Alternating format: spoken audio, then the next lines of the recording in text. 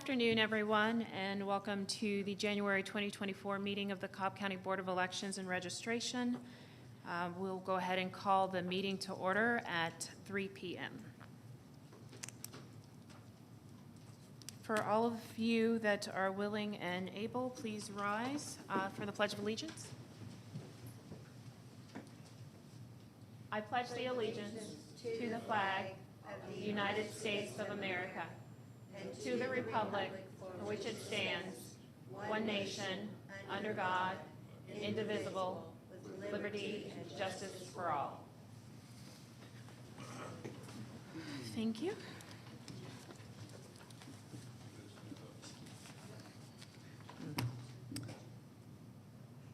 Everyone should have the agenda. Board members, have you all had an opportunity to review the agenda? Anyone have any proposed amendments to the agenda? I would propose our 2024 election planning item. Mm-hmm. I think Tate is making such progress, I would prefer to put that off until next meeting. Your mic's not on. I'm off my job. Sorry. No worries. The 2024 election planning item, I think Tate is making such progress in organizing activities.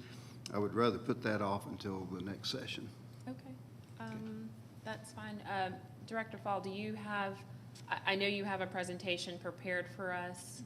Is there anything that you wanted to be certain that we were aware of as it relates to that item? I don't think so. Okay. Just, we'll go over the AIP hours individually, so outside of that, I think we're okay. Okay, Thank you. So that proposed amendment to the agenda, are there any other items that, or comments with respect to the content of the agenda? So I'll entertain a motion to approve the agenda as amended with the removal of the 2024 election planning item. All those in favor? Oh, I'm sorry. I'll entertain that motion. So moved. Thank you. Is there a second? Second. It's been moved and properly seconded to approve the agenda as amended. All those in favor? The motion passes unanimously. Thank you. Next up on the agenda is our public comment. Each commenter will have 5 minutes. And first and foremost, Happy New Year, everyone, and welcome to 2024. Want to start the year off with just some housekeeping with respect to our public comment portion of the meeting. It's this board's expectation that each person that provides comments will be treated with respect, and everyone in the meeting room will conduct themselves with dignity and with a certain level of professionalism and decorum. That being said, I am going to request that we refrain from the jeering, the booing, and other outbursts. Additionally, just to note that the board does not answer questions during public comment.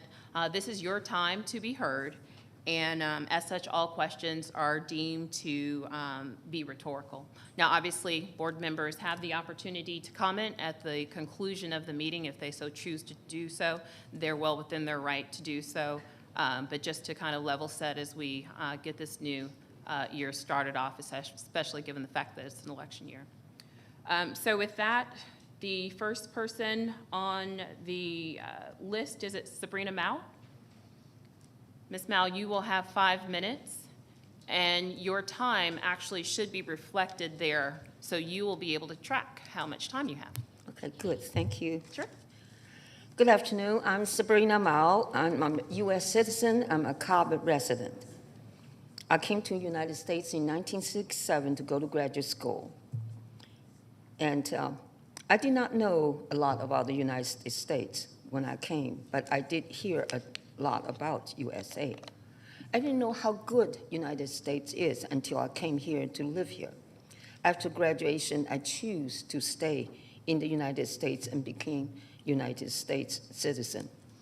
I served the U.S. Army for 3 years. I love USA, and I am a very proud citizen of the United States of America. When I became aware that the BOE members Jennifer by name, and refused to stand at the Pledge of Allegiance. I was very perturbed and very upset. As we Americans love our country, love what the country stands for, liberty and freedom, we respect our flag. We protect our country whenever we can. As a Cobb officers, I think it is more important for the Cobb officers to set examples for the citizens of Cobb County of the United States to respect our flag and to stand when we pledge allegiance. So I just want to let the BOE members know, and also let the Cobb citizens know how perturbed and how displeased we are by the action of the Cobb County BOE member, Jennifer Bosher. So I love America, and this is America. We need to defend America. Thank you, Ms. Mao. And so this isn't a football game. You can support your colleagues, your fellow Cobb citizens without that.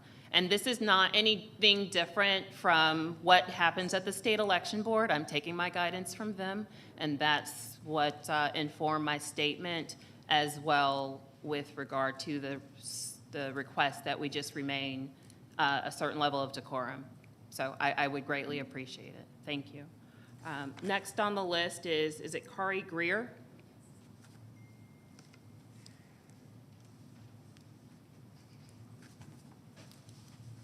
Okay, good afternoon. I'm Kari Greer, and I am a citizen of the United States and a resident of Cobb County. First, I want to start by thanking you all for your service. And I also want to thank you for saying the Pledge of Allegiance at the start of the meeting.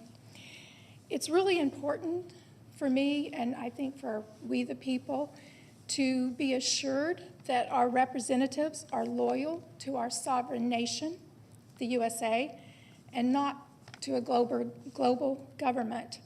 As we are witnessing a massive invasion on our border, I am very concerned what this will mean for the future of our country and for our county. There are some in our government that believe we should have no borders, that we should all just be citizens of the world. Well, knowing that, we need to be extra vigilant to make sure that only eligible citizens vote. And for Cobb County, only citizens of Cobb County that are lawfully registered. So that brings me to my second point. As you're probably aware, a very important court case was ruled on recently, Fair Fight versus True the Vote. Just a quick summary for anyone who may not be aware. The ruling was that citizens do have a right to challenge potentially ineligible registrations, and they can receive help from voter integrity groups. So what we had going on in this case was a heavily funded group with the help of the Department of Justice and a very prominent law firm, a national law firm, trying to sue True the Vote out of business and to intimidate Georgia citizens from being involved so that we would not look at our voter rolls and we would not get involved in ensuring election integrity. So through the government records and databases, True the Vote had identified 364,000 registration records as being ineligible due to their addresses. 67,000 of those cast votes in the November 3, 2020 election in Georgia. So what does this mean for our county? You are our representation. You are closest to the people of Cobb County. So as a citizen, I want to know what is being done on a county level to ensure our voter registrations are accurate during our elections. We can't rely on the Secretary of State's office. He's been caught in a lie many times, and he's been called out on it in court. And I'm also very concerned about absentee ballot processing and how these are verified at Central Processing. I've searched the county site for information on election integrity. All I got was a frequently asked questions page dated December 2020. And it looked like it was something straight out of the Secretary of State's office. And it was all about how secure the Dominion machines are. And we know that's not true, based on the Halderman report. So I really don't know what's being done on a county level to ensure that our voter rolls are accurate, or how I can know that our absentee ballots every one of them are legitimate. So what I'm asking you is to make election transparency and accurate voter rolls a priority for Cobb County. And it would be nice to have that information on the website so citizens can know what is being done to ensure election integrity in our county. And thanks again for your service. Thank you, Ms. Greer. Mr. Hugh Norris.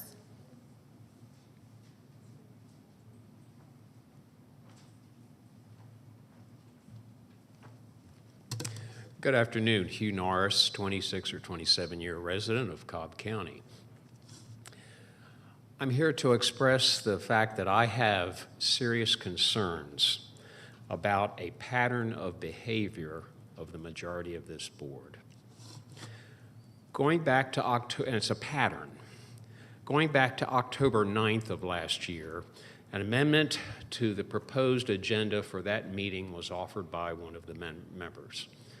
The amendment was to consider the introduction of the pledge to our flag and our republic. The amendment died for lack of a second. In other words, 4 of the 5 members would refuse to give a second. That's point number 1. That's a very serious question in my mind. At the November 14th meeting last year, the pledge to our flag and republic was instituted, and we're all appreciative of that. Of course, as I said at the time, I'm curious why that was done. But anyway, during the pledge that was held at that meeting, one of the board members refused to stand. And during my speech, there were comments at the public comment, whatever, I brought that member's name up and I said, that person doesn't appear to be infirm. I think we need to know why that person wasn't willing to stand. And I named that board member, and Chairman, you, or Chairwoman, Chair, whatever, you shut me down. You said that's attacking and whatever. Well, Because I do believe it is, sir. you did. And I continue to believe it is. Well, I understand that. I expect that. I don't want any officials in charge of the managing our votes whose motives are possibly suspect. Sir, That's my opinion. That's a personal attack. I We didn't can name the person. But Now, it doesn't take a rocket scientist, sir, please. Mr. Norris, come on. okay, so I was not allowed to make my point. Now, the next meeting was December 7th of 2023. I was not able to attend that meeting in person, so I wanted to rely on the recording, the video that Rumble or whoever has it that you can find on the website, to rely on it. And I would say most of the voters who pay attention aren't physically here. They rely on that too. Well, lo and behold, that December 8th recording started 7 or 8 minutes in. So the viewer had no idea, was the pledge held, was it not held? The pledge had no idea, did everybody stand or not stand? No, the viewer, because the meeting started 7 or 8 minutes in, and that is still on the web today. I independently confirm with somebody who was here that indeed that same member didn't stand again, okay? So, this board, as we know, is appointed. Myself as a voter and the rest, we don't have the ability to vote you out of office if we disagree with your views, okay? You're all appointed. But thankfully, and this is going to be interesting, we'll see how this plays out. The board member who continues to refuse to stand is appointed by Cobb Commission Chairperson Lisa Cupid. Now, Ms. Cupid is voted on by the citizens. So what I'm going to do, I'm going to directly go to Ms. Cupid, and I'm sure she's aware that what's going on here. If she's not, that's incompetent, but I'm sure she is aware. I'm sure she is competent. I'm going to ask her, why does Chair Cupid, why does she have somebody on this board who she directly appointed who refuses to recite the Pledge of Allegiance to the flag and our republic?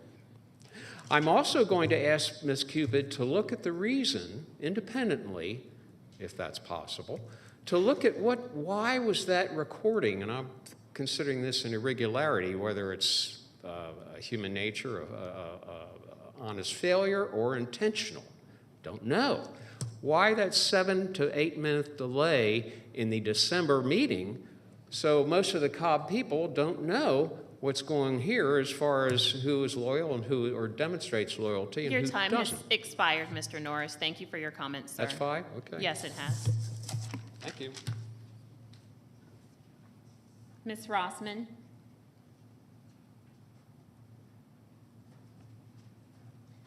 Hello, Chair and board members. I kind of am on the same wavelength with these folks. But I did notice that you said, Chair, that you all have expectations. You have expectations. We have expectations too. We have expectations that we're going to be represented the way that reflects the values of the Cobb County citizens. And as Eunora said, we can't vote you out if we don't agree with something. So we have to assume that whoever appointed you is going to make a good match for what the Cobb County wants and values and is important to them. And I think as we're looking not only around Cobb County and Georgia, but I mean, things are really bad. We're looking like a banana republic down at the border. We're looking like a banana republic in a lot of places. And as long as, I think that what's happening is people realize that there isn't anywhere else to go. A lot of countries, they're still trying to get in here. Where else are they trying to go? Nowhere. So if United States collapses, then where does everybody go? So I think people are starting to wise up that even though common sense is not necessarily valued in some groups, that people are realizing that our country is really important. And getting dissed by a board member, by not standing up, that's kicking people in the gut right now. So all I'm saying is if we don't have a way to vote y'all out, I'm starting to sound like I'm Southern. I could say Yins because that's where I'm from, Pittsburgh.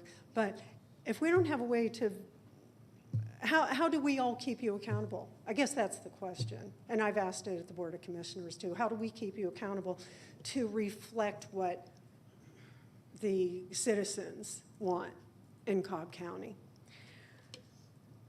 The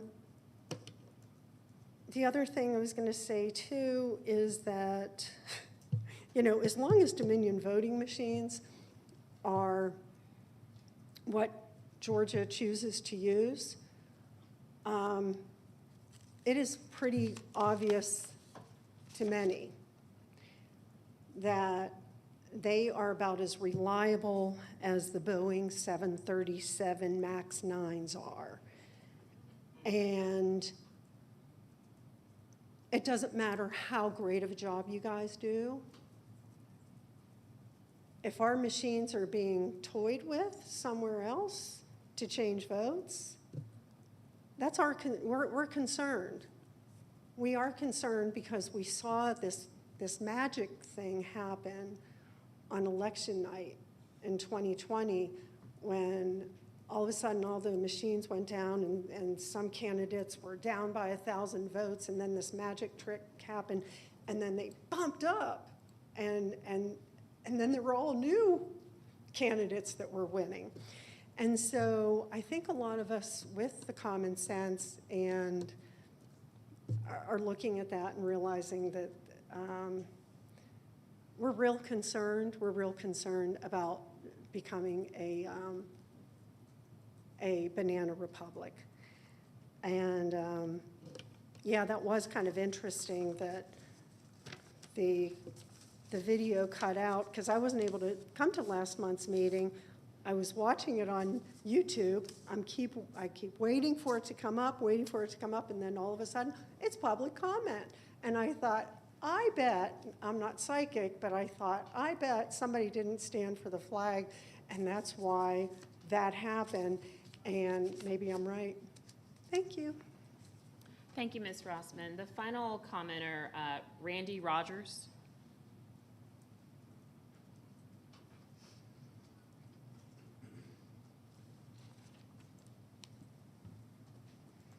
Good afternoon, ladies and gentlemen. Thank you for having me. And I, like some of the others, appreciate y'all being here and doing your important work. I've been a resident of Cobb County for 35 years, and I am a lawyer whose office is on the Marietta Square. And I just wanted to bring to the board's attention my experience in representing people over the years. I have a people's practice. I don't do criminal defense work, but all of my clients are individuals. And over the years, I've seen a lot of people, and I've always voted in any election that I am allowed to. And I often would, especially around election time, speak to clients and say, are you going to vote? Or did you vote? Or why didn't you vote? Especially the younger people. I just felt like it was a good thing to do to encourage people generally to vote. And I don't try and persuade anyone about how to vote or make my preferences known, but just the fact that they vote. And I will tell you that in those many years, the overwhelming response that I hear from my clients on those occasions when that gets brought up is they didn't have time. They didn't have time from their jobs. Almost all of my clients are working people, 1, 2, or 3 jobs.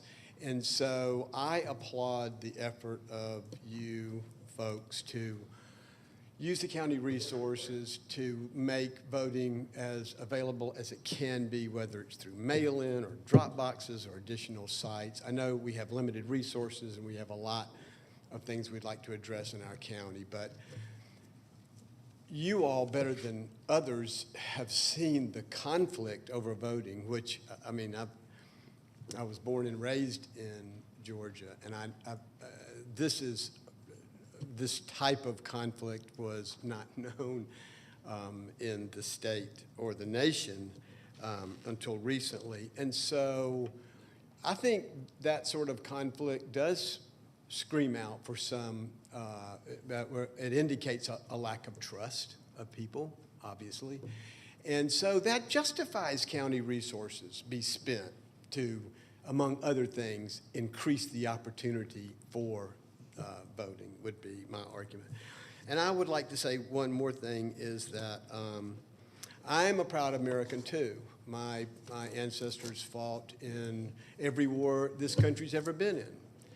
And I am very proud of the United States and of our flag. But the reason I'm proud of it is because people can, and I didn't know anything about somebody not standing for the flag. But that's their right. And it doesn't have anything to do with how they do their job on this board.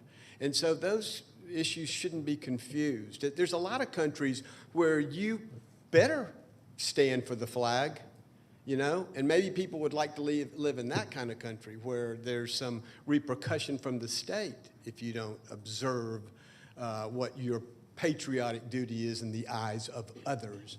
But that's not how we do things here. You don't have to stand for the flag. And maybe you're not standing for the flag because there's a deep personal hurt that you're trying to convey to your brothers and your sisters about how you've been treated or how others have been treated in America. So I just think we should have a little more understanding, and I don't see the relevance of those sorts of issues at this meeting. Thank you for your time. Thank you, Mr. Rogers. Mr. Rogers was the last person to participate in public comment. We'll move on to the next item on the agenda, that being the approval of our December 7th meeting minutes. Has everyone had an opportunity to review the meeting minutes? Does anyone have any comments or concerns, proposed revisions or amendments? No? That being the case, I will entertain a motion to approve the meeting minutes for the December 7th meeting. So moved. Is there a second? Second. Thank you. It's been moved and properly seconded to approve the meeting minutes. All those in favor? Thank you. The motion passes unanimously. We'll move on to the public hearing portion of our agenda. Director Fall? Sure, so we're gonna start off with some Mableton precinct designations. So the first portion, CP, if you wouldn't mind flipping, perfect, thank you. We're recommending that we authorize changes to precinct designations to reflect the new boundaries of the city of Mableton. So we're not changing any polling places, they're all in the same location, we're just renaming them to reflect that they're now in the new city of Mableton. Okay. And those are the designations on the screen as well. As to the board, I know that we all have had this information and have likely had an opportunity to review it. Is it this board's pleasure to hear all of the proposed changes and vote for them all at once, or would you prefer to vote individually?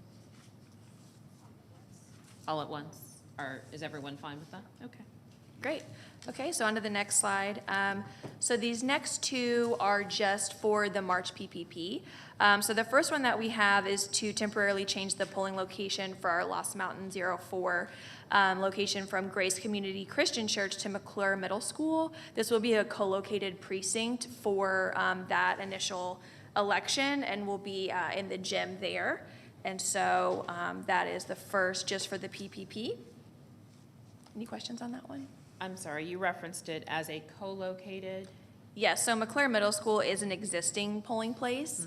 It is ML01, and so we'll be co-located in that gym. We've done that before when we have temporary polling locations, so we'll have additional signage, poll workers there to guide voters to the correct side of which polling place they have, so we can make sure that we avoid any confusion. Okay, and with that co-location, how many registered voters will now be voting in that location? This is a good question that I don't have the answer to in front of me, so I can get that. Does anyone have any further questions? Yes, your mic. Sorry, what was the reason for the change? The Grace Community Church isn't able to accommodate us for just the PPP. I believe it's some construction, Kara? Yes, some construction that they're doing on their church currently, but it'll be done before May. Okay. I just have one quick thing. Is that okay? Yeah, go ahead. When we're doing the signage, just having worked a co-located poll before, many of the voters don't know the name of their actual precinct, but they do know where they voted. So I think if you are able to say, hey, if you vote, the signage should say, not necessarily Lost Mountain 04, but Grace Community Church voters go this way.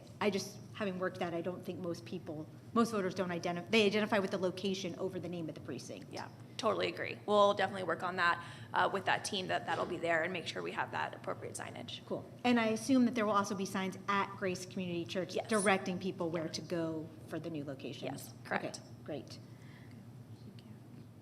Are there any further questions with regard to this proposed temporary polling location change? Great, okay, we can go on to the next one. So this is to temporarily change the polling location for precinct at Roswell 01 from East Cobb Church of Christ to Timber Ridge 01, located at the Catholic Church of St. Anne. And this, again, is just for the PPP. We are unavailable there due to, for both, let's see, elections, for the presidential preference primary, and then the runoff on June 18th and the runoff on December 3rd. So we're looking for a commitment from a new facility that we would permanently move them to, but that church leadership team isn't meeting until after this meeting. So we needed to go ahead and get in a temporary location at the Church of St. Anne, but we're hoping to move to a different church more permanently moving forward.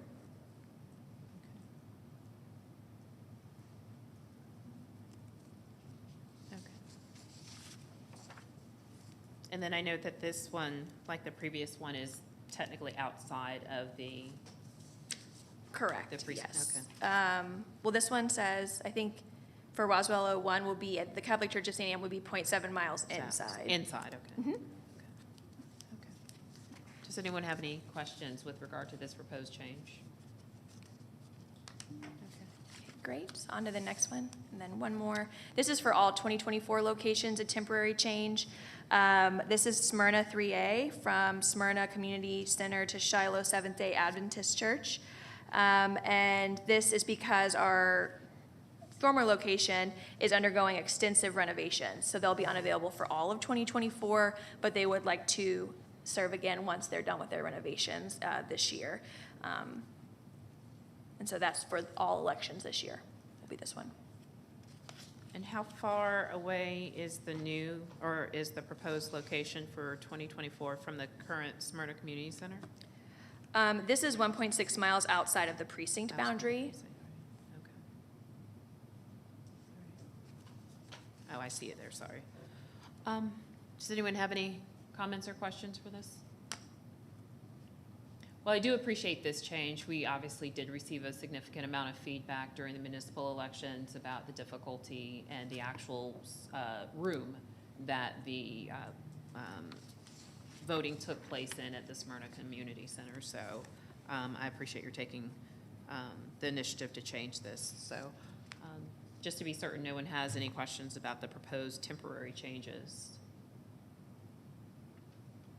Hearing no further comments or questions, we'll entertain a motion to approve the name change designations as described to comport with the new municipality of Mableton, and then the proposed temporary polling locations. The others are permanent locations, and so we're going to take those up separately.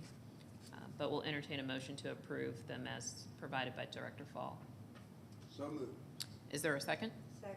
It's been moved and properly seconded to approve the proposed name change recommendations. And again, those are recommendations that will, upon our approval, be submitted to the Board of Commissioners for their approval, and then the temporary polling locations. All of those in favor?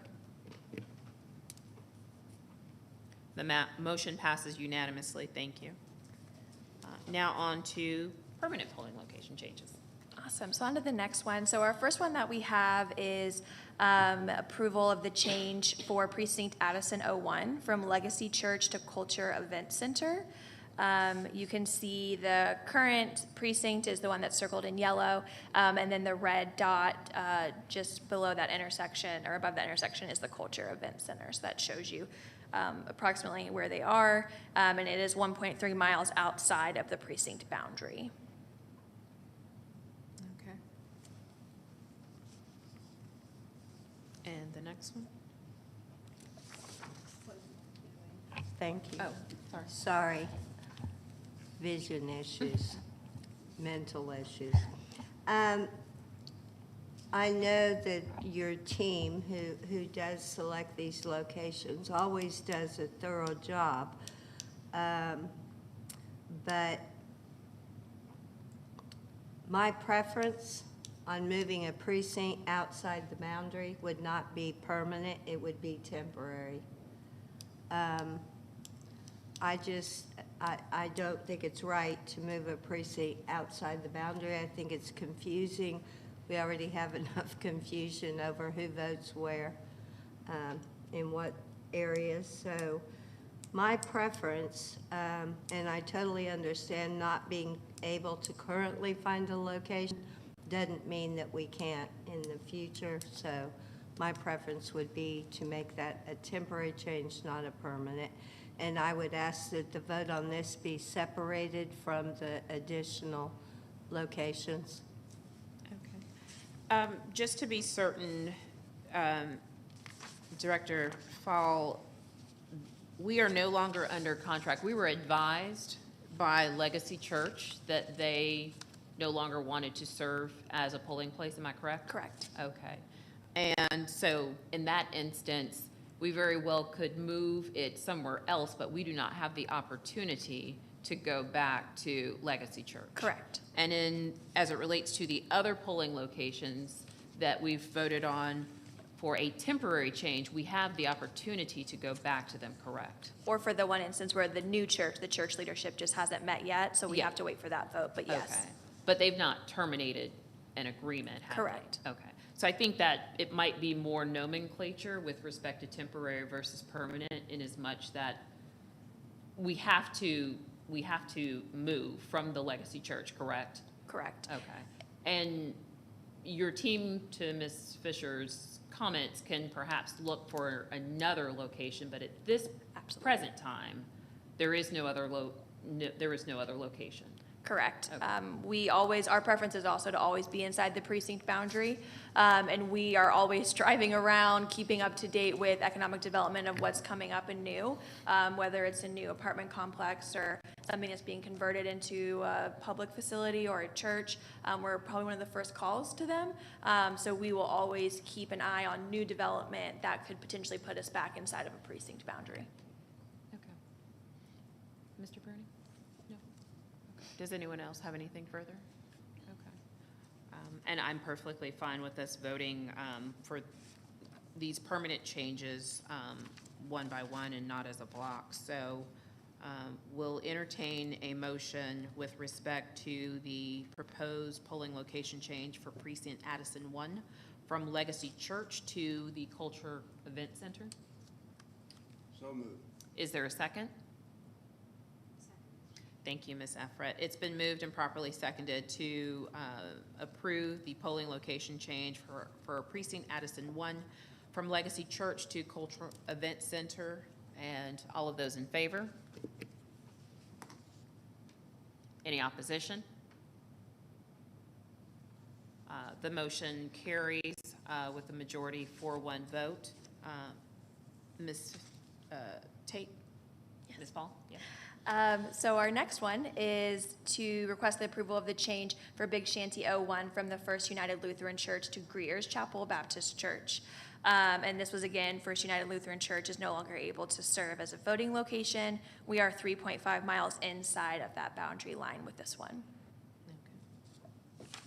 Does anyone have any questions for Ms. Ball with respect to this proposed change? Hearing none, I will entertain a motion to approve the proposed change. So moved. Is there a second? Second. It's been moved and properly seconded to permanently move the polling location for Big Shanty 01 from First United Lutheran Church to Greer's Chapel Baptist Church. All those in favor? The motion passes unanimously. Carrying on.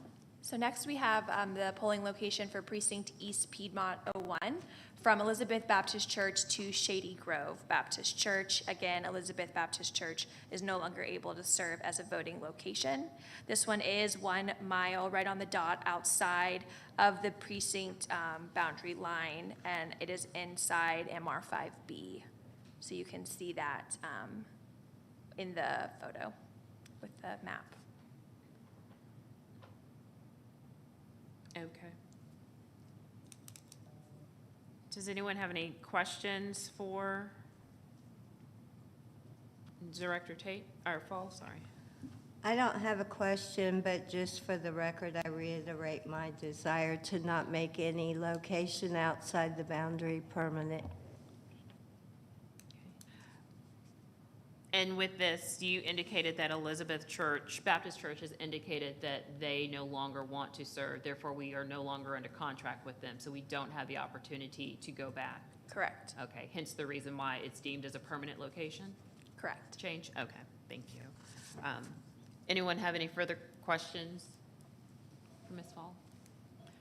There being none, I will entertain a motion to approve the polling location change for East Piedmont 01 from Elizabeth Baptist Church to Shady Grove Baptist Church. All of those in favor?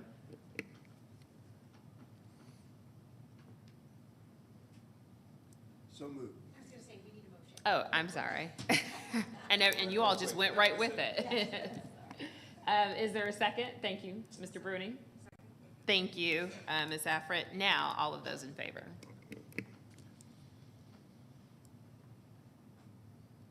Any opposition? The motion carries with a 4-1 majority vote. Moving on to the next one. Great. So we have the change in polling location for Marietta 4B. This will be from the Tommy Nobis Center to Liberty Church. And so the reason that we're moving is that the Tommy Nobis Center recently sold their building, and so they're no longer able to serve as a voting location under that new ownership. So we're moving over to Liberty Church, which is 0.7 miles inside of the precinct boundary line there. Any questions for Ms. Fall?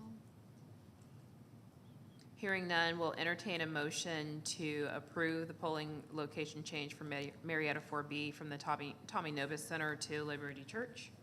So moved. Is there a second? Second. It's been moved and properly seconded to approve the proposed polling location change. All those in favor? The motion passes unanimously. Two more. Great. So next we have the polling location change for Marietta 6A. We're moving from Redeemed Christian Church of God to the Kenyan American Community Church. This one is 2.2 miles outside of the precinct boundary, well, 1.6 miles from the precinct boundary line, and 2.2 miles outside of the current precinct location. For this one, this was one of 10 possible locations that we evaluated. Our site survey team is nothing if not very, very thorough at what they do. And they tried to get into several churches, many of which either were not open to doing it or they have preschools and they were uncomfortable, lots of different reasons. I have that information here. But this one, because it was further than the rest, it was very thoroughly investigated, and this is the best available option on a permanent basis moving forward. Thank you. Any comments with respect to this proposed polling location change? Hearing none, we'll entertain a motion to permanently change the polling location for Precinct Marietta 6A from Redeemed Christian Church of God to Kenyan American Community Church. So moved. Is there a second? It's been moved and properly seconded. All those in favor? Any opposition? The motion carries 4-1 majority. And then the final proposed change? Finally, we have Smyrna 4A. We'll be moving from CCSD Brown Professional Learning Center to the Little Cottage. This is because the Educational Resource Building is used not only for school administrative offices and training, but also student testing. And that staff is growing in that building, and so they no longer have the space to accommodate us as a precinct. So that's why we'll be moving to the Little Cottage, which is an event facility, and it is 0.6 miles just outside of the Smyrna 4A boundary line. Any comments? Hearing none, we'll entertain a motion to permanently move the polling location for Precinct Smyrna 4A from CCSD Brown Professional Learning Center to the Little Cottage. So moved. Is there a second? It's been moved and properly seconded to approve the proposed polling location change. All those in favor, any opposition? The motion carries by a 4-1 majority. And I apologize for interrupting, but just to follow up on that co-located precinct, we will have a total of 5,696 voters at that location in that gym, a split between just over 3,100 voters and then just over 2,500 voters between those two precincts. Okay, and so it'll be clearly delineated for those that need to go, that were previously graced. Absolutely. Okay. And I guess just for our purposes, with respect to these types of permanent polling location changes, admittedly, I've not taken a look at our standard form of agreement in a while. Is there a time frame that they must provide us advance notice of their inability to serve as a polling location? I believe so. 90 days? 90 days? Okay. Yes. All right. So do we anticipate any additional polling location changes? When you think about that 90 days, that's only going to take us to March. Something could come up with regard to the May, the June, the November general election. I think it's always on our mind. We were Okay. talking earlier, we always hold our breath when we send out the calendar invite for the year to all those locations. Okay. But we ask that they let us know. We send out all the dates at the beginning of the year, so Okay. we ask they let us know if they do have any planned construction, expansion. Of course, there's always the unplanned water leaks, things Sure. like that. But we do ask that they get back to us when we send out those initial dates. Okay. And at this point, all of the polling locations that we have identified, obviously, they've all gotten back to us, and that is what prompted these proposed permanent polling location changes. Correct. Okay. All right. Well, thank you. And sorry, Mr. Bruning? I just have- Your I just had one related question that, we have, over the years, set as a goal to limit or reduce the number of polling locations that use schools. Have we made any progress on that, or where do we stand with that? I believe so. So and now, Kara, tell me if I'm wrong, we don't look to schools when we need to change, right? So when we have these changes, we try to look only to other churches, event centers, community centers, things of that nature. But actively, we are working with those schools. They have the opportunity to, give us that notice and get out of those contracts. I think some have a little bit more flexibility since we're out of school a lot of those days, or their teacher in-service days. But anytime we need to change, we're never looking to a school facility to move into. Ms. Fisher? That prompts the question, if memory serves, correct me if I'm wrong, Kara, I believe Cobb County School Board has made election days a non-school day. So I'm curious if maybe we need to rethink not using schools because the whole. Debbie, as a one Oh, wait, member- let her finish. That's okay. gonna say, you're right. I already got the meat of the. You're right about the November election, and I believe in December when we had the runoff election, they canceled school, but for all of the other elections throughout the year, I don't think school's canceled. No, it's not. So Okay. it's only for the November election where there's no school. Okay, thank you. And that's a standing policy? Or is that Well, is that all three so that'd be presidential primary, no school, I don't think that's a holiday. regular primary, or only election day I'm saying itself? only election day November is a school holiday. Itself? Okay, thank you. And I did just get an update. We're down to only 22 schools out of the 148. I feel like that's at least some progress to show for. I think so. And to the extent that all of the changes that you've had to contend with, none of those are schools. So obviously you and your team are, moving in the right direction or continuing to move in the right direction. I'm sorry, Ms. Effort, with respect to not being in school on days of elections, you said November, the general election in November. Is that a policy, or is that just a decision that's been made for this for this election cycle? I don't know. Okay. I was just curious. As a parent, I just look at the school calendar each year when it comes out. Understood. But I don't know if it's a district policy. I'm fairly certain they made it a policy because of obviously wanting to have safety for the children. I believe it was made a policy. We probably need to verify it, but I think it was. You're right. And it appears to be only with regard to the general election day in November because That I obviously- didn't know. That's my Yeah, question. that's the reason why I was asking but whether it's policy or not. And- I believe it is. And it appears to only relate to the November general elections. Perhaps we can get a copy of that policy. If it is one, if not, then I retract my concern, but thank you. Okay. Does anyone have anything further with regard to these polling change locations? Just to clarify my objections on the polling locations for permanent locations. I don't mean to be difficult. I think putting it outside the boundary is confusing. People who live in the area in which the location is located see vote here. They go in there thinking they can vote and they can't. I think the optics on it do cause voter confusion. That's my objection. So that's why I'm really opposed to making it permanent and not continuing to look for another location. Ms. Fall, you are going to continue to, I don't know that it, in this particular instance, given the concern that's been raised, you can continue to look for another location, but a permanent change is necessary at this point because, again, we don't have the opportunity to go back, correct? Absolutely. Okay, thank Yes. you. That concludes the public hearing portion of the meeting. Moving on to new business, AIP voting schedule.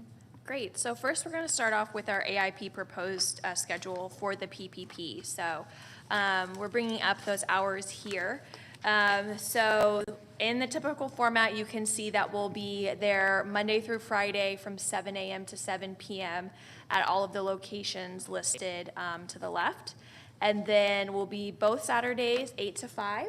And then for Sunday, March 3rd, we're going to be proposing select locations. So we'll be at our main office, and then north, south, east, and west. So 5 total locations for that Sunday, March 3rd voting. We'll be doing that hopefully noon to 5 to give our employees a little bit of a break there and then capture that after church crowd as well. And then that final week, March 4th through the 8th, Monday through Friday, 7 a.m. to 7 p.m. On the left, you can see where it's noted who has a drop box and then who will also be those Sunday voting locations that are proposed. Okay. And then on the next slide, I do have the map.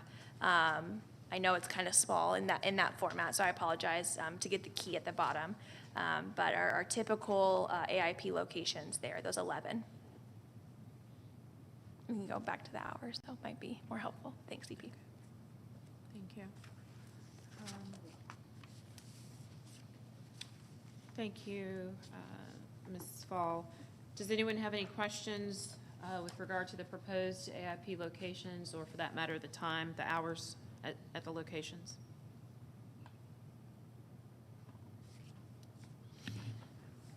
I can't remember, so off the top of your head, how does this compare to the last PPP advanced voting in terms of same hours, more or less? So I'm not sure about the last PPP because I think we were just on the cusp of COVID, so I think things were slightly different then. So I don't have an answer for that at this time, but I can get one and get that over to you guys after our meeting today. But I don't think we had Sunday hours the last time. So at least, so that's an addition. I believe so. Yeah, not in Yeah, 2020. we didn't. So we had the 2 Saturdays last time? I'm not even sure if both Saturdays were legally mandated in 2020 prior to They weren't COVID. legally. The SB 202 put the mandatory 2 Saturdays and an optional Sunday, Okay. 2 optional So it Sundays. appears we're adding more. The SB 202 added that as mandated Saturdays, optional Sundays. So yes, to your question, we are adding more. Good. Anyone have any further questions or comments with regard to the proposed AIP schedule for the presidential preference primary? I have a question. Yes, sir. Do we have a Agenda, special, or Mike? do we have a special election that day? No, we do not. Okay, It'll just be the PPP. okay. Could we get special election off of the heading? Sure. we will make a note of that before we publish. Anything further? No.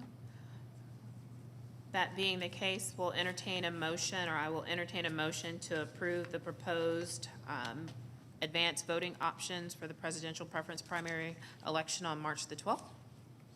So moved. Is there a second? Second. It's been moved and properly seconded to approve the AIP schedule. All of those in favor? The motion passes unanimously. Thank you. Old business. Well, is there anything further with regard to the AIP schedule prior to moving on? We have the primary. The May hours as well. Okay, got it. So as we're pulling those up, you'll see the same 11 locations there. So we'll start again 7 to 7. That first week, Saturday will be 8 to 5. And then the only really difference you'll see here is we do have both Sundays on there. So we have the 5 sites, just like we did for the PPP, for both the May 5th and May 12th Sunday dates. Again, noon to 5 at those 5 locations. Other than that, it'll be 7 to 7 during the week, and then 8 to 5 on Saturdays. So those are our proposed hours. Again, on the left side, you can see where we're noting Sunday voting and drop-box locations.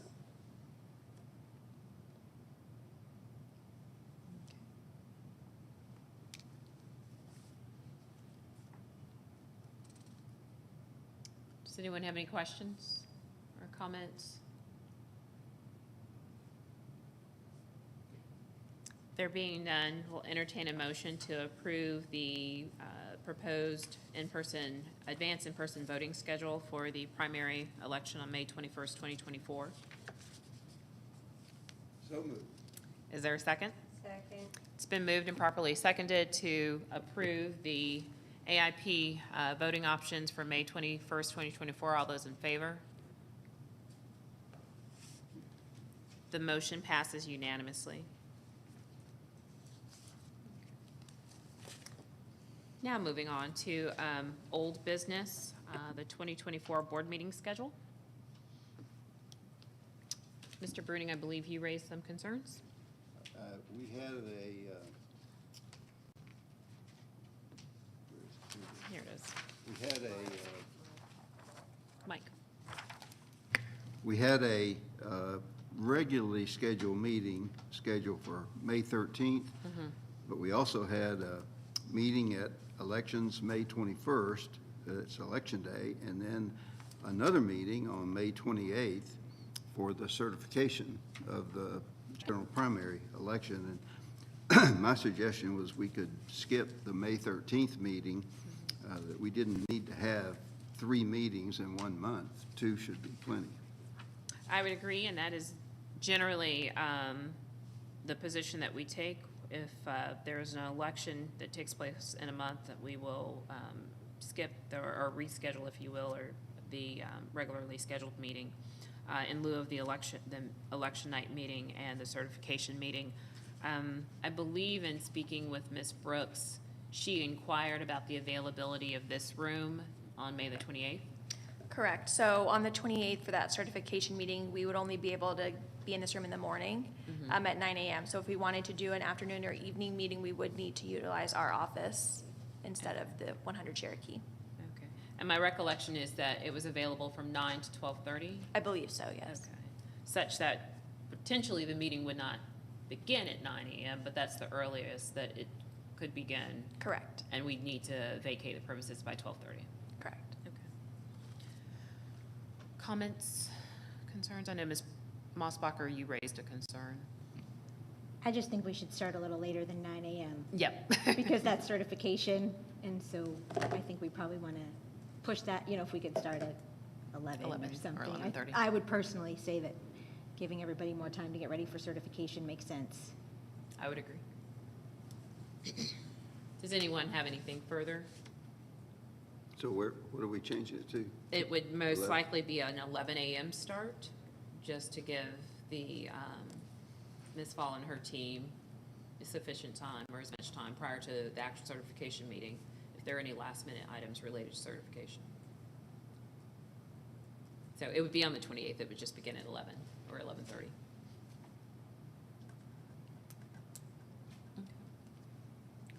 So we'll entertain a motion to cancel our regularly scheduled meeting that's presently noted for May 31st.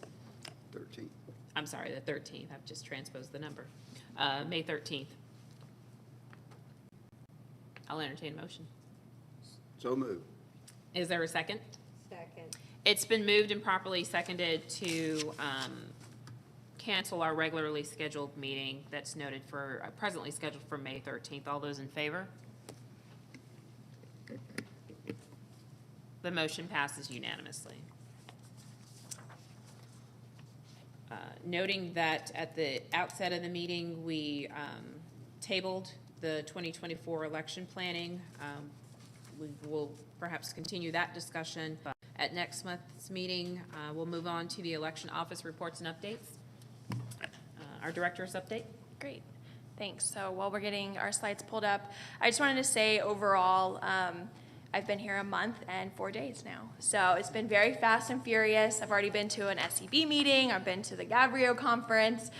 This is my second board meeting, so I'm getting my feet under me really quickly. But I just wanted to say, you know, I've been able in my experiences in the election field to see a lot of elections offices and know a lot of people from pretty much every state. And every state does it so differently, but I've been to LA County, the largest county in the United States, and seen how they run their elections, and I've been to really, really small jurisdictions in Virginia. And the team here is absolutely phenomenal. Any worries I had about this year were gone within the first week of me being here. They are so strong and so kind, and they care so much about what they do. And I'm so blessed to be able to work for them and represent them here. So I just wanted to say that that's my initial impression, and they're doing a good job at keeping it up after a month, so I appreciate that. So in the next slide, I just have an overview of kind of what I wanted to talk about today. First will be a report of deceased voters we received from a voter here, and then some poll worker updates, cover a little bit about redistricting, where we're at with that, and then go over the reorganization proposal that I've put together that you have in your agenda packets. And then some personnel updates, some job posting updates, where we're at with jobs that have closed, and then some upcoming dates just for the record. So up first, we have the report of deceased voters. So we received a spreadsheet of 60 voters who this individual voter believed to be deceased.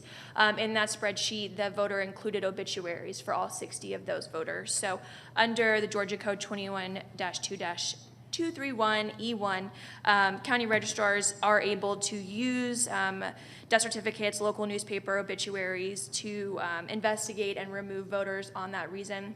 When speaking with the registration team about this, I learned that they used to get the paper every morning, clip out all the obituaries, and then go and research them. So we're grateful to at least have them online and in a format where we can be sent them. So upon the investigation, a shout out to Kendra on our registration team who does all the death investigations and notices. She was able to determine that 31 voters were removed based on the data that we were provided, those obituaries, once they were investigated. 25 voters had already been removed because of the vital records we received from the Secretary of State's office on a weekly, bi-weekly basis. 3 voters had actually been canceled due to no activity, so no activity through 2 general election cycles. They were then canceled. And then only 1 voter needed further research where we didn't get that quite match on birth dates and things like that.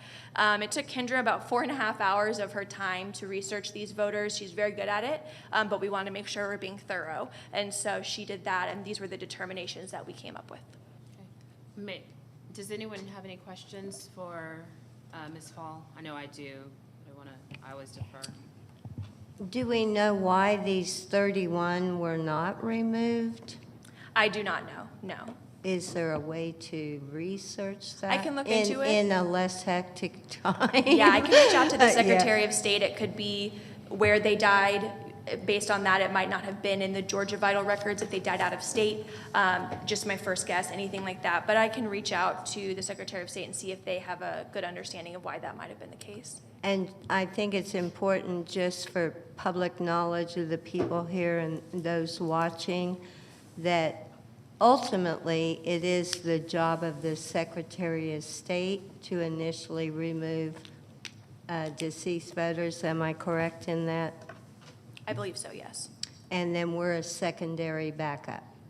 believe so. Just so they know that Cobb wasn't necessarily amiss in doing their duty, just wanted to point that out. And point out, we appreciate you taking this serious and the voters being removed that have gone beyond. Thank you. Absolutely. Thank you.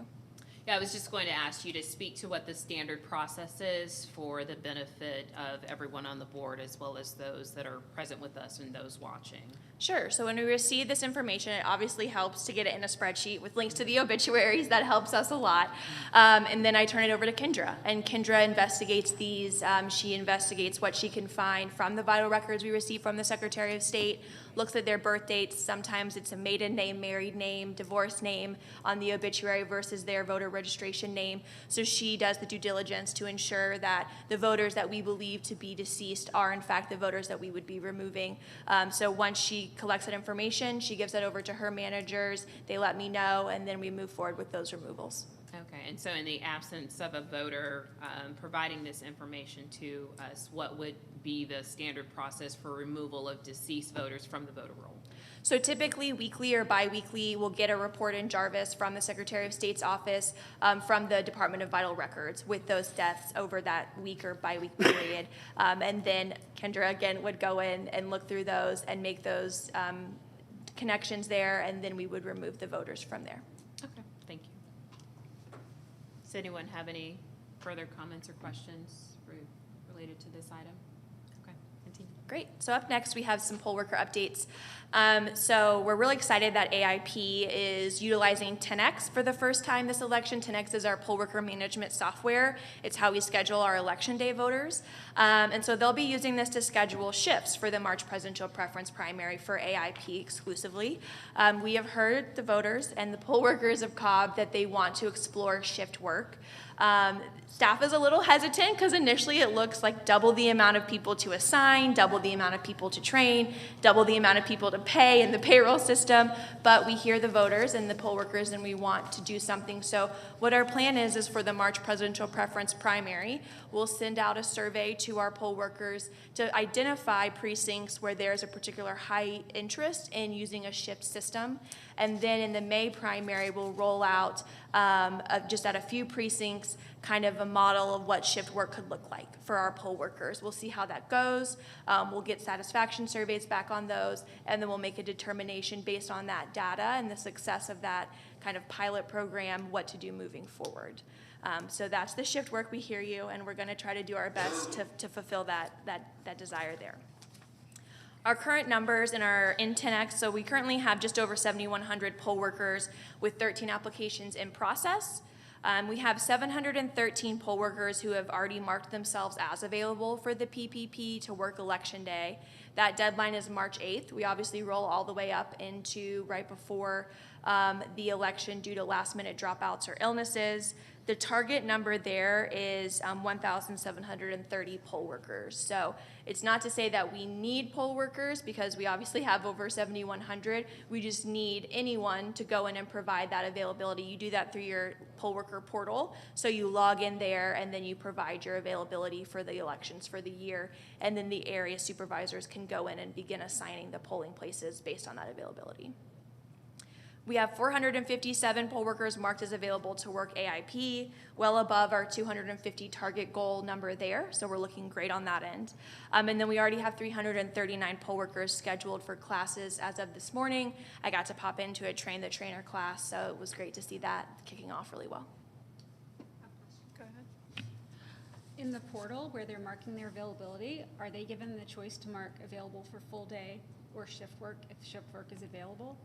For AIP they are, but since we're not rolling out shift work yet, we'll do it on a kind of a pilot program basis for May, and then if we want to move forward with June or November, then we'll update that in 10X, and then when they can go in and re-provide their ability, we'll send out an email saying, hey, we're doing shift work. Make sure you update your availability to reflect your desired work hours. Okay. Have we contacted all 7,100 poll workers in the system to remind them? Yes, they've gotten 2 emails already. They got one right before the holidays, and then I sent out one introducing myself at the beginning of the year, and we'll continue to update them as trainings are rolling on. And area supervisors will reach out to people that they know usually work the election that might not have gone into 10X yet and updated their availability and say, hey, you're not marked as available, are you working? And then that'll trigger them to go in and update. So what does it mean that they're in the system? Because I continue to get people reaching out to me that have applied to be a poll worker with no response. Now, So- that's not always true, but that's their perception, that no one has responded to them, so they seem to be in limbo. So they do, when in 10X, when you submit your application, you get an email saying that your application had been received. And then once it's processed, you get another email letting you know that your application has been processed and accepted. And then they get the regular emails, you know, the portal is open to provide your availability, go in and provide your availability. Training classes are live, go in and sign up for training classes. So they're getting those regular emails. If they haven't gotten any of those emails, I would encourage them to check their spam folder to see if it maybe got caught in a spam filter. Otherwise, if it's still not there, they can contact us at our office. Maybe the email was inputted incorrectly, so we're sending those out into the abyss and we don't know. But definitely check in with us if it's not in your spam. Okay, thank you. Anything further? No? Great. So up next, we have redistricting. So not a topic anyone's paying any attention to, right? So we just recently were able to attend a work session with the Secretary of State's office on what the redistricting process will look like. I know some board members were able to log in for that as well. What we learned is that it is an extremely manual process, and that the way it works is we have to go into Jarvis and we have to line by line put in our new districts. We have to assign every street file to those districts. So every street file where we have registered voters listed, we have to manually drag them or assign them into a district for all levels of elections, right, from municipal all the way up.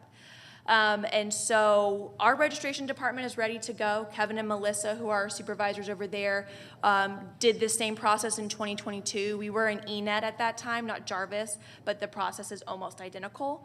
And so it kind of happens in 3 steps. So first they key in all of that data, and until all of that data has been keyed in, can we submit the project and get that map. So they'll key that in. The way it works is the workers will come in for that day. They'll be handed a packet with all the street files and the associated districts they need to go in and work on while they're there for their shift.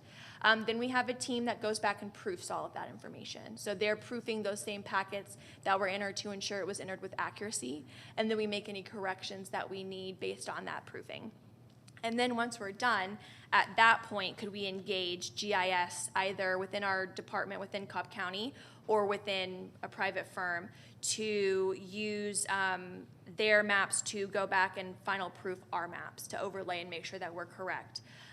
We can't engage any contractors or vendors prior to that because they have to be working in Jarvis.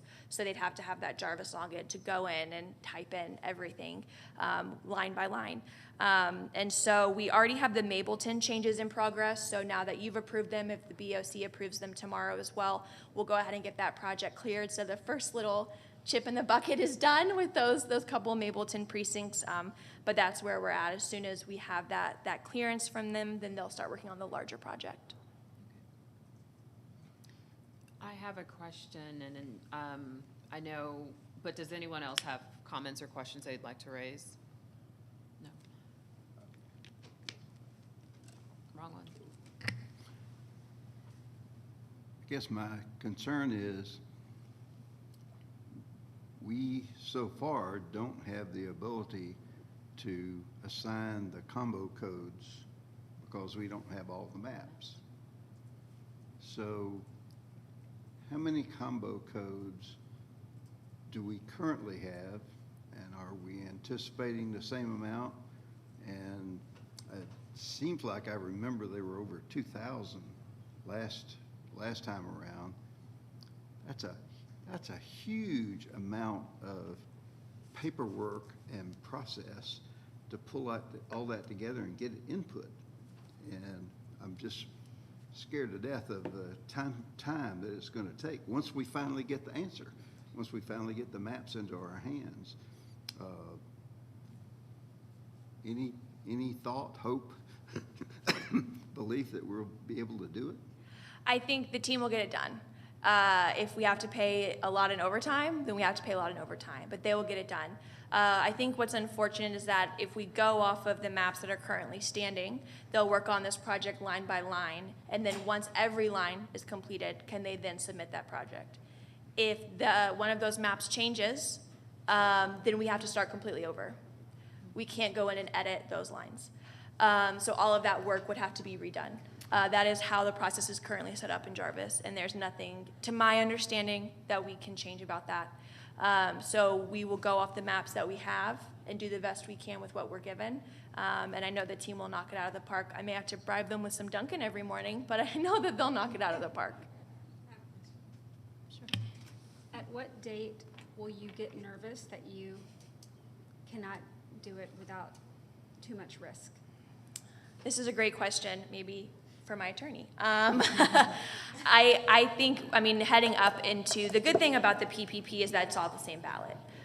So that part is good. But we have qualifying before that. And so I think as we get closer to qualifying, that's really when we get into crunch time. If we at least have a map for the qualifying process where we know where those people are qualifying for, that is ideal. After that, we can go and do our Jarvis thing and we can make it happen.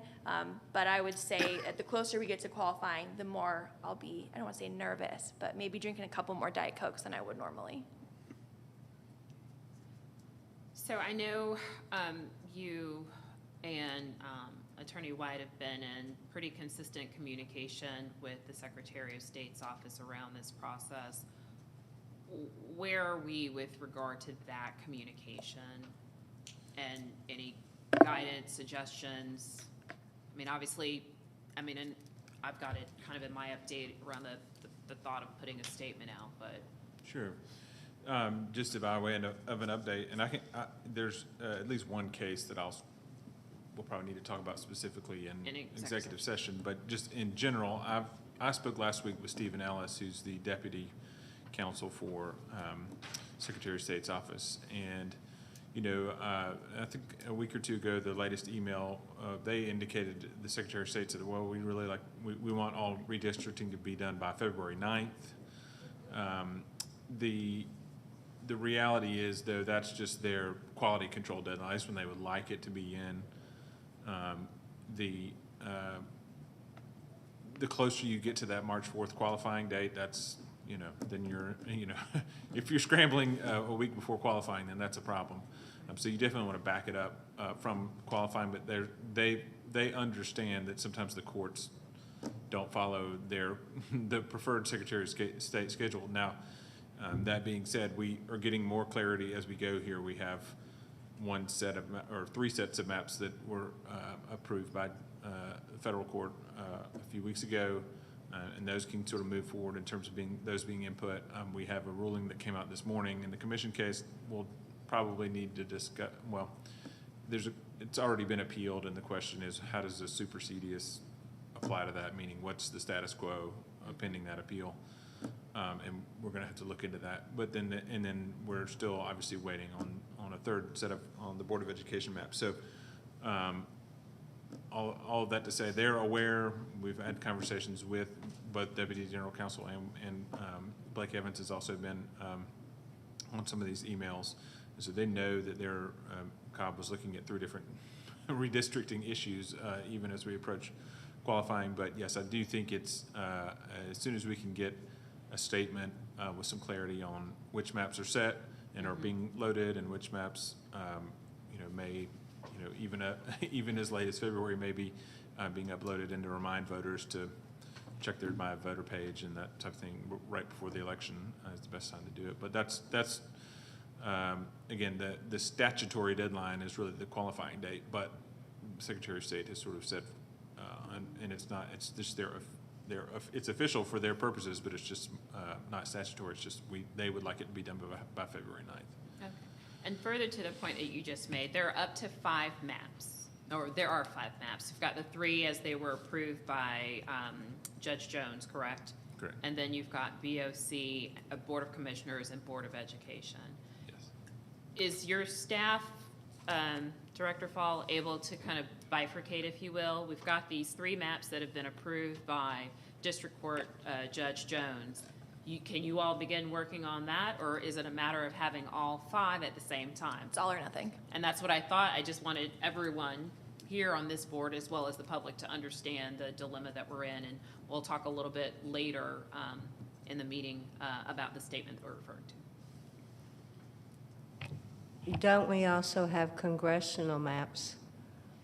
We have 6, 14, and 13 that have changed. So it's not just 5 maps. Those are the Congressional is. the ones from Steve. Oh, I thought the ones that Jones approved, you're right, were the House, Senate, and State House, Senate, and Congressional. And congressional, 1, 2, 3.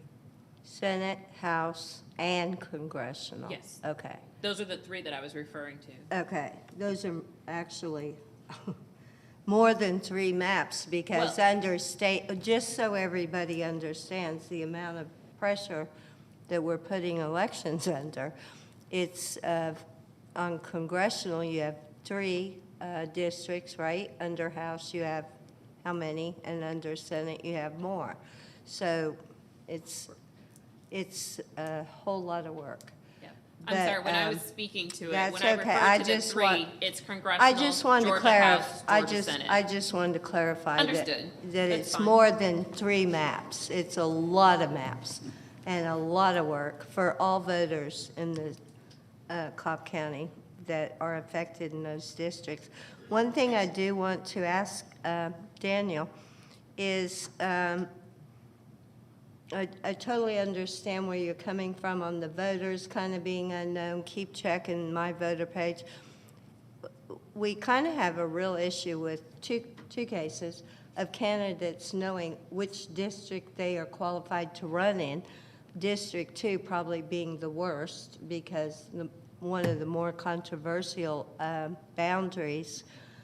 And at what point do we set a deadline, say no mas, the judge can't rule? Or is that even a possibility?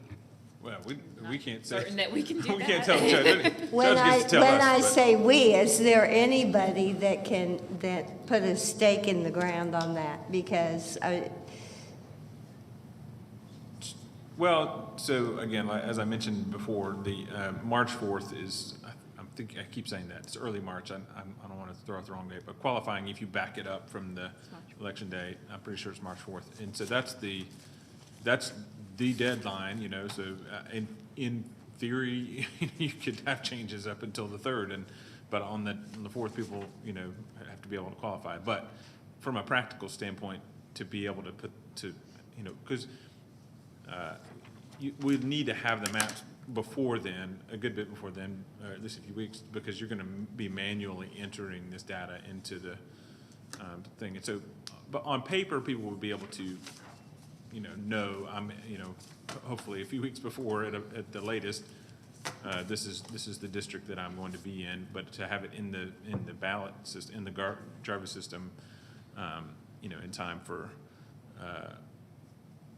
you know, for ballots to be built. That's really why we're asking for it to back up before that, so people have time both for qualifying, but that's what's really driving it, is that March 4th date. And we have let the courts know in the cases where, and I say that we weren't in the Jones case, but in the cases where we can, we let the court know we needed as much time as possible to be able to build those things in. I think it would behoove us to put together just kind of a bullet list for the website for people to understand which districts are currently in influx.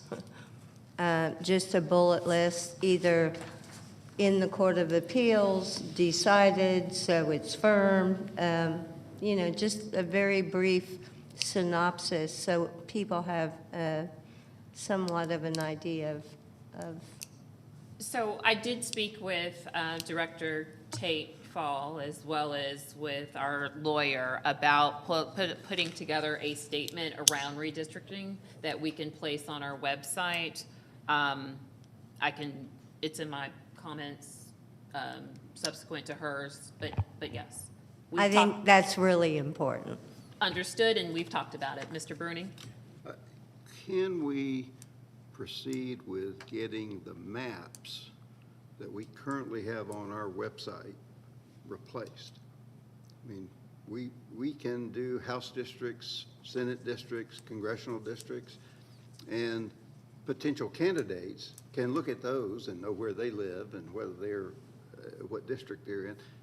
That's a whole different order of magnitude problem than getting everything in every database in Garbus updated. And if we can just get those maps updated, I think that will at least give potential candidates something to do, give them something to shoot at. Yes, I can't speak to our current staff since we don't have a GIS analyst on staff yet, almost. But I will reach out to the GIS department here in the county and see if they'd be able to assist us with that and at least get that piece corrected for the maps we know are in place. So I'll get with them and let you guys know an update when I hear back. Okay. Did anyone have any further questions or comments on this particular topic? Can you continue, please? So moving on, I'm going to go over kind of some reorganization work that we've been doing. So up first is the previous org chart. So this is our org chart as it stands today. So you can see that we have 3 division managers. I apologize, I know it's small. But we have a registration division manager, an elections division manager, and a prep center manager. So what sticks out right away, I think, is how heavy that left side of the org chart is. So we do have a lot of vacancies on that side as well.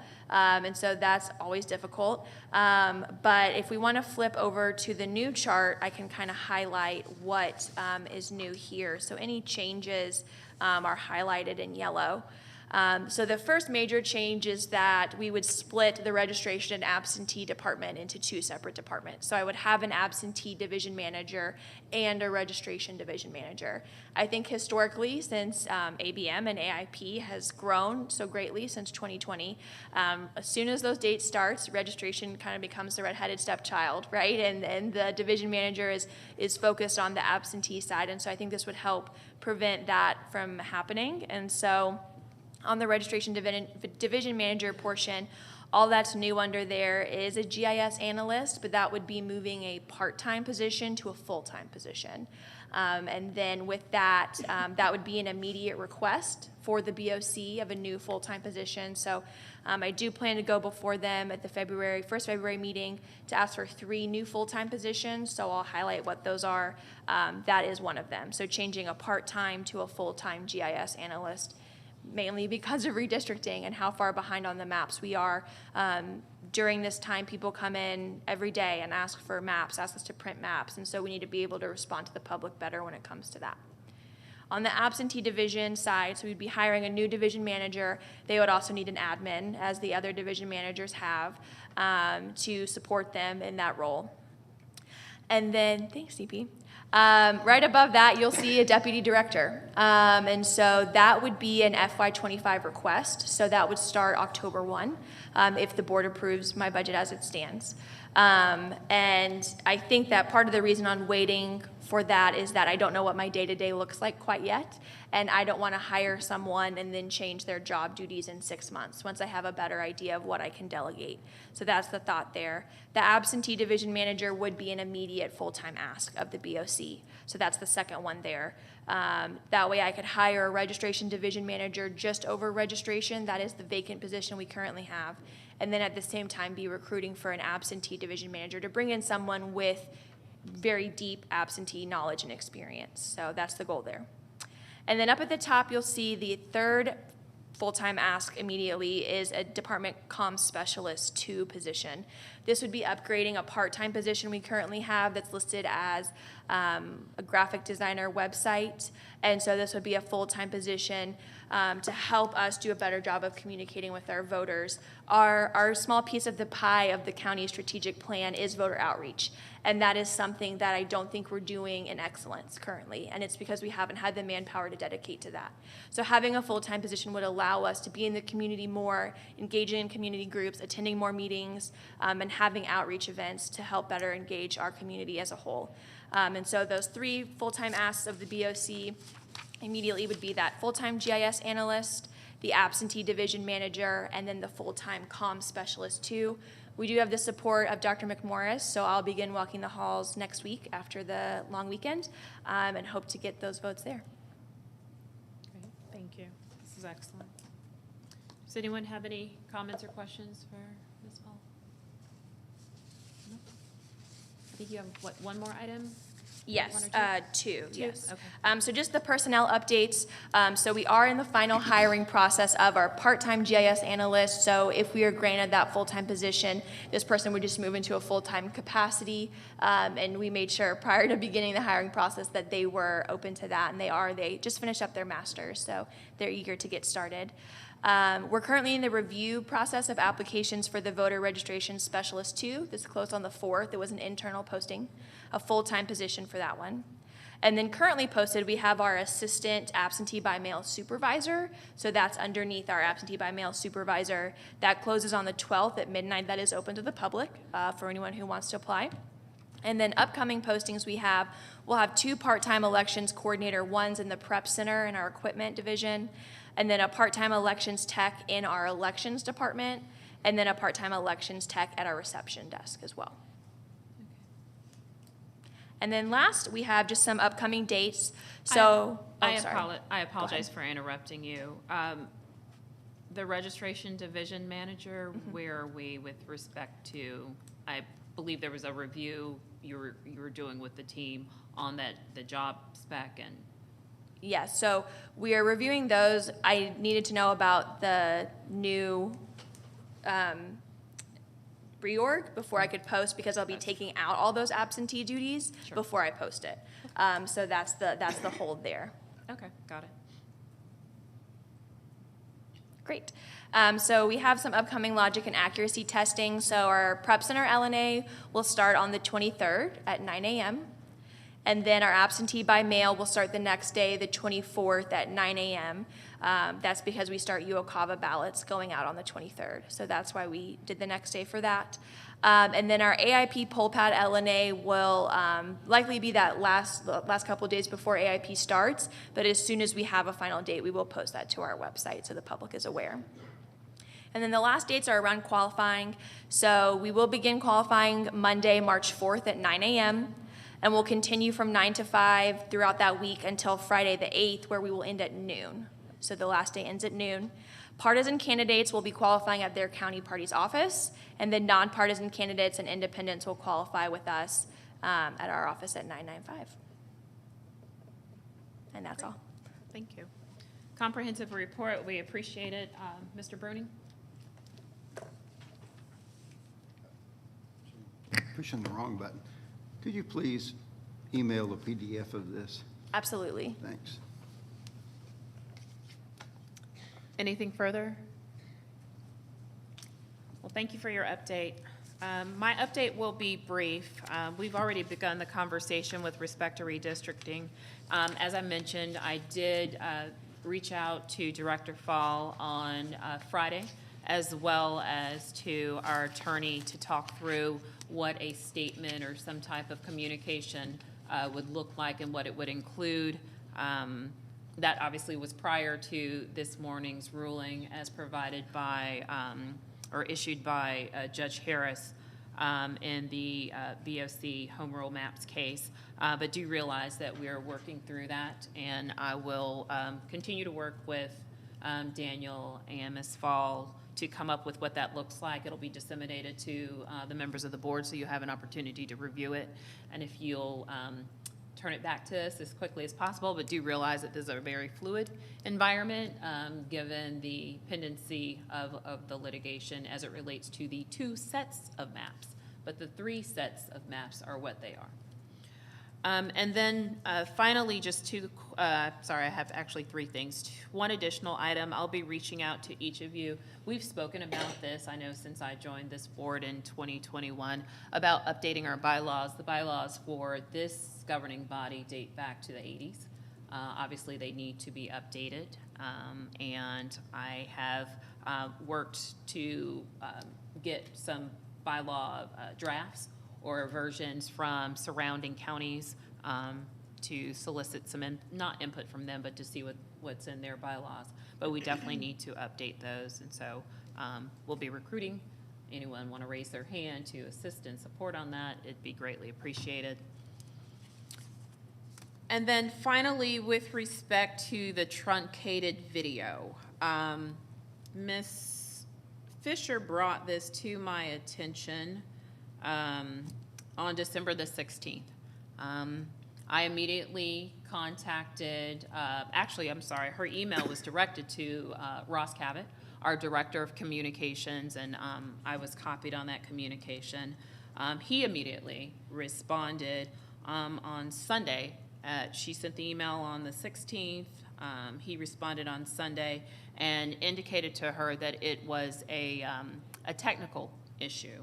The discourse via email continued to go back and forth, but this was a technical issue. I think it's unfortunate to the extent that there have been suggestions that due to the content or what took place at the beginning of the meeting, that was the reason why the video was truncated.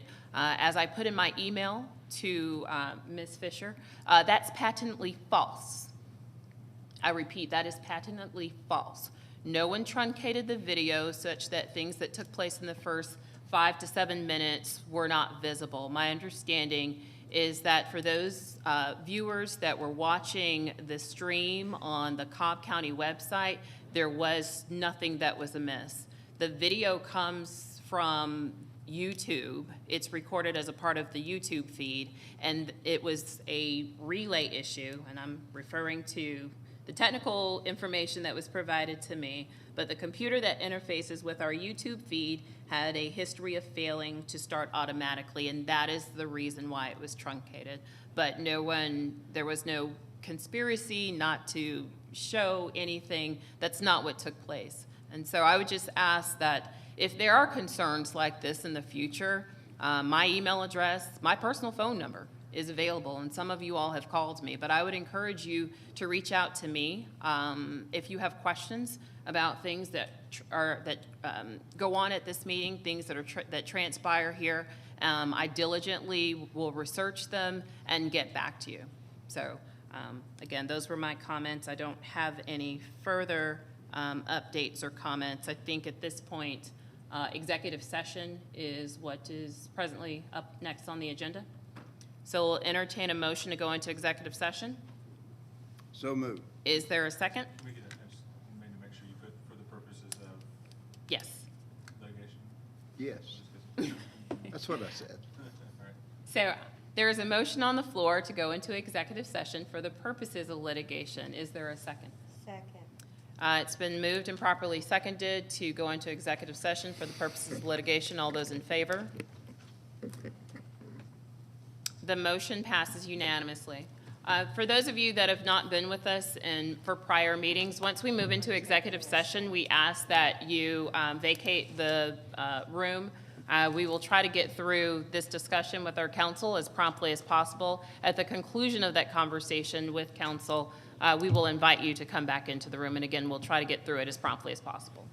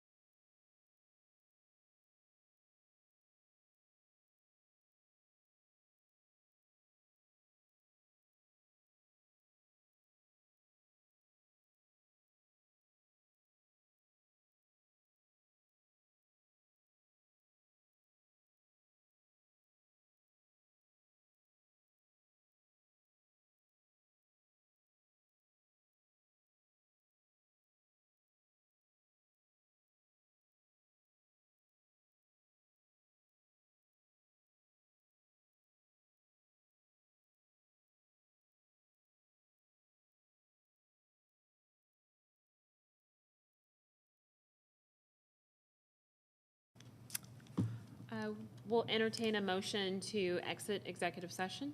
So moved. Is there a second? Second. It's been moved and properly seconded to exit executive session. All those in favor? The motion passes unanimously. The next item on the agenda is board member comment. I do note, however, there's another meeting that begins in 7 minutes in this space, so I just want to be certain. But I don't want to not provide the opportunity for board member comment if there is any. I just have one quick thing. Yes. I just want to say thank you to Director Fall and your team for doing the school tour and presentation. It was phenomenal. Every department knocked it out of the park and really impressed that group of teenagers, and I hope we can do more of that. Thank you. I appreciate it. Shout out Tammy and Narissa from our department for setting that up and getting it taken care of. We do plan to use this as a model moving forward with our Cobb County schools. So we'll be reaching out to them to make those connections to host the youth in our office and show them how to get engaged. Thank you. Perfect. Thank you. Anything further from anyone? No? The next meeting of this board will take place on February the 12th here in the BOC room at 3 p.m. And with that, this meeting is adjourned at 5:54 p.m. Thank you.